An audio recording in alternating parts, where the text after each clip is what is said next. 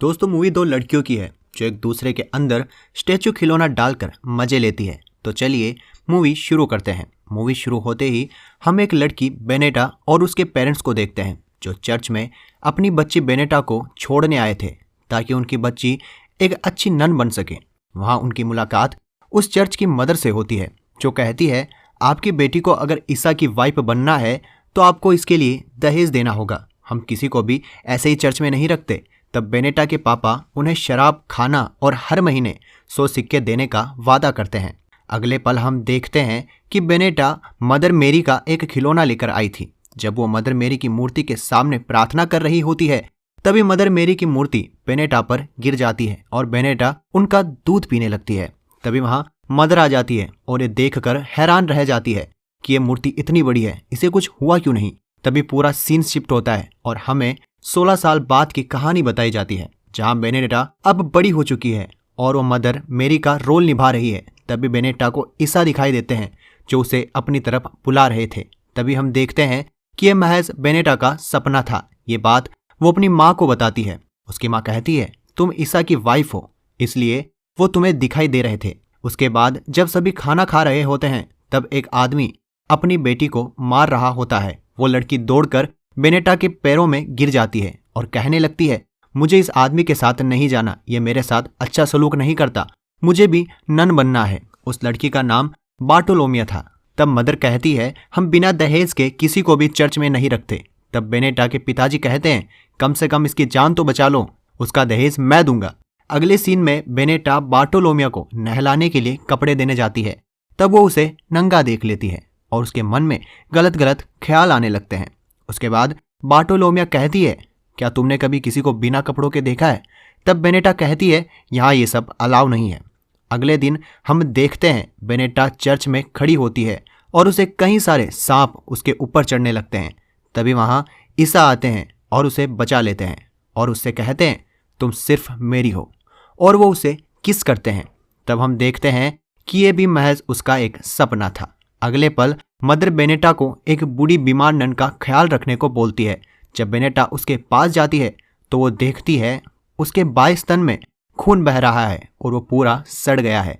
बेनेटा अब वहाँ से अपने रूम में आ जाती है और सो जाती है। तभी हम देखते हैं बेनेटा को अजीब अजीब से दोहरे पड़ने लगते हैं। तभी मदर वहाँ आती है और डॉक्टर को बुलाती है। तब डॉक्टर उसे कुछ दवाइयाँ देता है। उसके बाद हर रोज बेनेटा को रोज ऐसे ही दोहरे पड़ते हैं। तब मदर बार्टोलोमिया को उसके कमरे में शिफ्ट करवा देती है ताकि वो उसका ख्याल रख सके। एक रात जब बेनेडेटा सो रही होती है तब उसे फिर से सपना आता है जिसमें उसे ईसा उससे फिर से कहते हैं तुम सिर्फ मेरी हो। तभी बार्टोलोमिया देखती है कि उसकी बॉडी में वैसे ही खून आने लगा है जैसे ईसा मसीह की बॉडी में आता है। अब बेनेडेटा बेहोश हो चुकी थी। जब मदर डॉक्टर को बुलाने को कहती है तब वहाँ के पादरी कहते हैं इसे डॉक्टर की ज़रूरत नहीं है, इसके अंदर ईसा आ चुके हैं। तब मदर कहती है ऐसा नहीं हो सकता, ईसा के सिर से भी खून निकलता है, बेनेडेटा के साथ ऐसा कुछ भी नहीं हुआ। तभी अचानक बेनेटा के चिल्लाने की आवाज़ सुनाई देती है और सभी वहाँ दौड़ कर जाते हैं।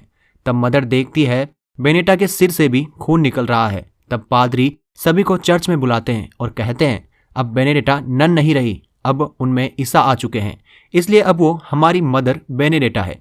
पादरी पुरानी मदर से सभी अधिकार और उसका कमरा भी बेनेडेटा को दे देते हैं। ये देखकर पुरानी मदर खुश नहीं थी, उसे ये सब अब भी झूठ लग रहा था।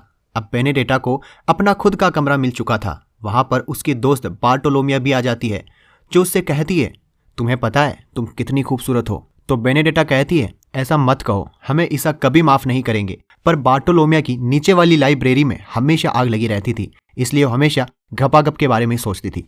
जब बेनेडेटा अपने रूम में बैठी होती है तब बार्टोलोमिया उसे हाथ लगाती है और उसके पूरे बदन में आग सी लग जाती है। उसके बाद दोनों अपने कपड़े उतारकर रगड़ा रगड़ी खेलने लगती है। तभी बार्टोलोमिया उसके अंदर अपना अंगूठा डाल देती है। पर बेनेडेटा ये सब पहली बार कर रही थी इसलिए उसे बहुत मजा आ रहा था। उसके बाद बार्टोलोमिया उसकी चाटने लगती है। बेनेडेटा को बहुत ज्यादा मजा आ रहा होता है। तभी कहानी में ट्विस्ट आता है और हम देखते हैं कि ये सब करते हुए उन दोनों को पुरानी मदर देख रही थी। तभी वो दोनों देखती है कि बाहर एक बहुत बड़ी लाल रंग की रोशनी नजर आ रही थी।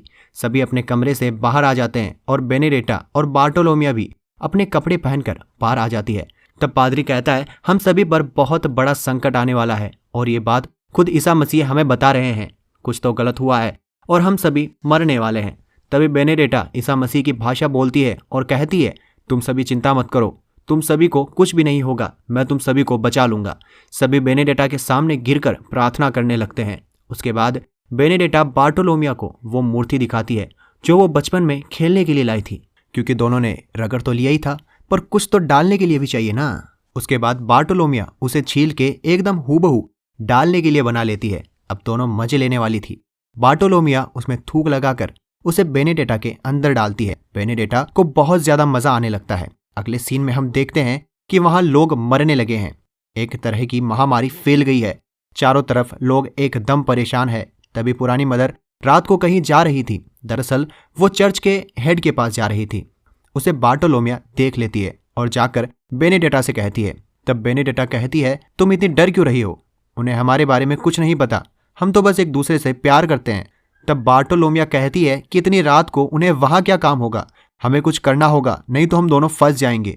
बार्टोलोमिया को इतना परेशान देखकर बेनेडेटा अपने कपड़े ऊपर करके अपने अंदर उंगली डालने लगती है ताकि बार्टोलोमिया का ध्यान बढ़ सके, क्योंकि बेनेडेटा इस नशे में ऐसी डूब गई थी कि उसके दिमाग में हर पल ये सब ही चलता रहता था। दूसरी तरफ पुरानी मदर सब कुछ जाकर चर्च के हेड को बता देती है। ये सुनकर वो बहुत ज्यादा गुस्सा होता है और कहता है वो ऐसा नहीं कर सकती, उसके अंदर ईसा है। तब मदर कहती है, आप खुद मेरे साथ चलिए और खुद ही देख लीजिए। जब हेड और मदर दोनों जा रहे होते हैं तब वो रास्ते में देखते हैं कि उनके यहाँ एक बहुत बड़ी बीमारी फैल गई है। जब हेड उन दोनों से पूछता है तो दोनों मना कर देती है। उसके बाद हेड बार्टोलोमिया को तहखाने में डाल देता है। उसके बाद वो उसके नीचे एक ऐसा इंस्ट्रूमेंट डाल देता है जो उसकी अंदर से फाड़ कर रख देता है, जिसकी वजह से वो बहुत चिल्लाती है, पर बेनेडेटा कुछ भी नहीं कर पाती। तब बार्टोलोमिया अपने गुनाह कबूल कर लेती है और बेनेडेटा से कहती है, हमसे बहुत बड़ी भूल हुई है साली कुत्तिया, मैं तेरे लिए इतना दर्द बर्दाश्त नहीं कर सकती। तब बार्टोलोमिया वो चीज हेड को दिखाती है जो वो अंदर डालकर मजे लेती थी। तब बेनेडेटा फिर से ईसा की आवाज में बात करती है और कहती है कि तुम सब मारे जाओगे। हेड बार्टोलोमिया को चर्च से बाहर निकाल देता है और बेनेडेटा को जिंदा जलाने का फैसला सुनाता है, क्योंकि उसने उनके धर्म का अपमान किया था। तब हम देखते हैं कि हेड को भी वह महामारी हो चुकी थी जो पूरे शहर में फैली हुई थी, पर वो उसके बारे में किसी को नहीं बताता। अगले दिन बेनेडेटा को गंदे कपड़े पहनाकर जलाने के लिए ले जाया जाता है। जब वो लोग उसे जलाने लगते हैं तब फिर से बेनेडेटा के हाथ में खून निकलने लगता है और वो सभी से कहती है, ये फिर से ईसा के रूप को मार रहे हैं। तभी वहां सभी लोग गुस्सा हो जाते हैं और बेनेडेटा को बचाने की कोशिश करते हैं। तभी वहां बार्टोलोमिया आती है और बेनेडेटा को बचा लेती है।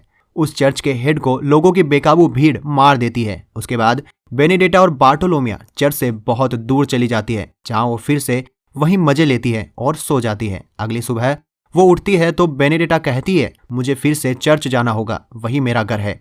तब बार्टोलोमिया कहती है, मैं जानती हूं कि तुम में कोई भी ईसा नहीं है, तुम अपने हाथ में एक कांच रखती हो जिससे तुम अपना खून निकालती हो, कम से कम मुझे तो सच बता दो। उसके बाद बेनेडेटा उसे बिना कुछ कहे वहां से चर्च की तरफ चली जाती है और मूवी यहीं खत्म हो जाती है। दोस्तों, मुझे इस मूवी में समझ नहीं आया कि इस मूवी में ईसा मसीह के बारे में इतना बुरा क्यों दिखाया गया है।